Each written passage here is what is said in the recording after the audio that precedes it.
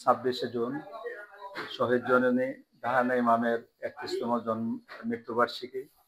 আমরা 71 গাতারগুলা নির্মূল কমিটি যুক্তরাজ্য শাখা প্রতিবারের মতো এই মৃত্যু দিবস উপলক্ষে স্মরণ সভা অনুষ্ঠিত করছি। এবারের পরিবর্তিত প্রেক্ষিতে জাহান ইমামের অনুপ্রেরণা সবচেয়ে বেশি প্রয়োজন জাতির জন্য, আমরা মনে করি। এবং আজকে আমরা জননীকে স্মরণ করছি আমাদের প্রবাসের বাঙালি কবিদের কবিতা নতুন করে লেখা, তাকে উৎস করে লেখা কবিতা আবৃত্তির মাধ্যমে। আমরা আশা করব দেশে জাহান ইমামের আদর্শ আবার পুনঃপ্রতিষ্ঠিত হবে, 71-এর যুদ্ধাপরাধীদের বিচার হবে এবং তাদের যে স্বজনহারা যারা, তারা দীর্ঘদিন থেকে যে ন্যায় বিচারের জন্য অপেক্ষা করছেন, সে নিয়ে বিচার হবে, এই আশাবাদ আমরা ব্যক্ত করছি। জয় বাংলা। 1971 সালে মহান মুক্তিযুদ্ধ বাংলাদেশে হয়েছিল। আমরা দেখেছি তার পরবর্তী সময়ে যারা বাংলাদেশের মুক্তিযুদ্ধের বিরোধিতা করেছিল, রাজাকার আলবদর, তারা তখন প্রবল বিপ্লবে বাংলাদেশে ঘুরে বেরিয়েছে। সেই সময় যে মহিষী নারী তাদের বিরুদ্ধে রুখে দাঁড়িয়েছেন, গণআদালত করেছিলেন, যার পরিপ্রেক্ষিতে আমরা দেখেছি বাংলাদেশের যুদ্ধাপরাধীদের বিচার সম্পন্ন হয়েছে এবং সেই বিচার এখনো প্রক্রিয়াধীন ছিল। কিন্তু আমরা জানি বাংলাদেশের যে প্রেক্ষাপট, সেই পরবর্তী সময়ে এখনো আবার এটা হুমকির মুখে পড়ছে সেই যুদ্ধাপরাধীদের বিচার, সেই যুদ্ধাপরাধীরা আস্ফালন করছে এখন বাংলাদেশে। এই মহিষী নারী জাহানারা ইমাম এখনো বাংলাদেশে প্রাসঙ্গিক। আমরা আজকে শ্রদ্ধা করে তাকে স্মরণ করছি, যার চেতনার মশাল আমরা বহন করে চলছি।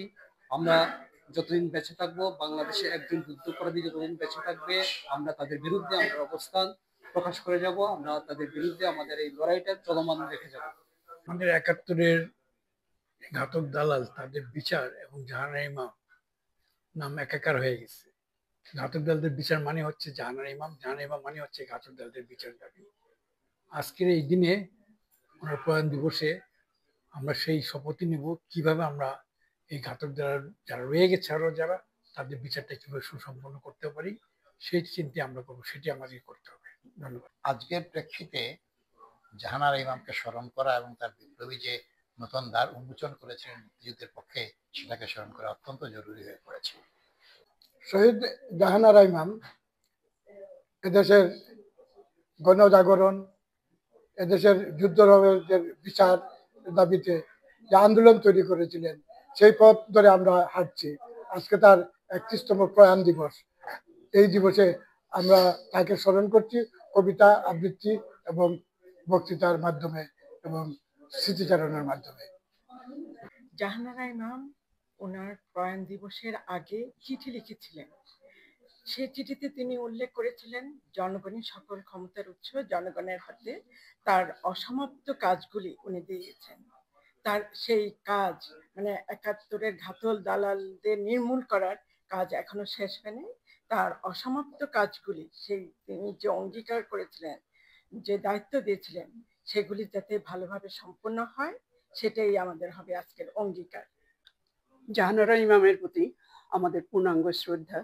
উনি শুধু শহীদ জননী ছিলেন না, সকল মুক্তিকামী মানুষের উনি অনুপ্রেরণা দেয়নি, শক্তি দেয়নি।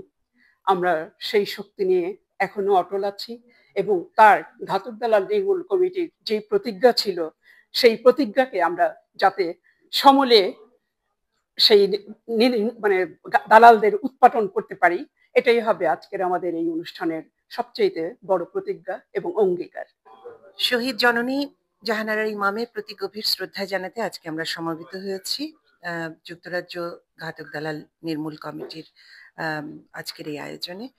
আজকে আমরা আবৃত্তি করব, পাঠ করব, 71-এর দিনগুলি থেকেও পাঠ করব আমরা, এবং স্বরচিত কবিতা পাঠ করতে অনেক কবিরাই আজকে উপস্থিত হয়েছেন, সেগুলো আমরা দেখব। এবং আজকের এই অনুষ্ঠান থেকে আমরা আরো কিছু নতুন করে শক্তি সঞ্চয় করে বাড়ি যাব, আমাদের মুক্তিযুদ্ধকে স্মরণ করব, আমাদের মুক্তিযোদ্ধাদের প্রতি গভীর শ্রদ্ধা নিবেদন করব।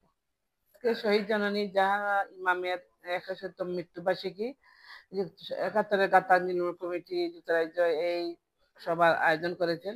আমরা শ্রদ্ধা করে ওনাকে স্মরণ করি। আর উনি যেগুলা রেখে গেছেন, প্রতিজ্ঞা করা হয়েছিল করা হবে, দালালদের মুক্ত করা হবে, আমরা সেই প্রতিজ্ঞা আশা করি ঘাতক দালালের বা সেগুলা করার চেষ্টা করবেন। ধন্যবাদ। আমরা আজকে ৭১-এর ঘাতক দালাল নির্মূল কমিটির প্রতিষ্ঠাতা শহীদ জননী জাহানারা ইমামের ৩১তম মৃত্যুবার্ষিকী উপলক্ষে আমরা এখানে মিলিত হয়েছি, অনুষ্ঠান করছি। বিশেষ করে তার জীবন, তার সংগ্রাম এবং বিশেষ করে ৭১-এ তিনি যে তার স্বামী হারিয়েছিলেন, তার ছেলে হারিয়েছিলেন এবং তার নিজেরও যে অংশগ্রহণ ছিল, সেগুলো নিয়ে আমরা আজকে এখানে আলাপ আলোচনা করছি। শহীদ জননী ৯৯ সালে এই আন্দোলনের সূত্র দিয়ে তিনি যুদ্ধ অপরাধীদের বিচারের দাবিতে এবং মৌলবাদ বিরোধী আন্দোলনের সূচনা করেছিলেন। সেই আন্দোলন এখনো চলছে, এই জন্যে আমরা তার অবদানের কথা আজকে স্বীকার করছি।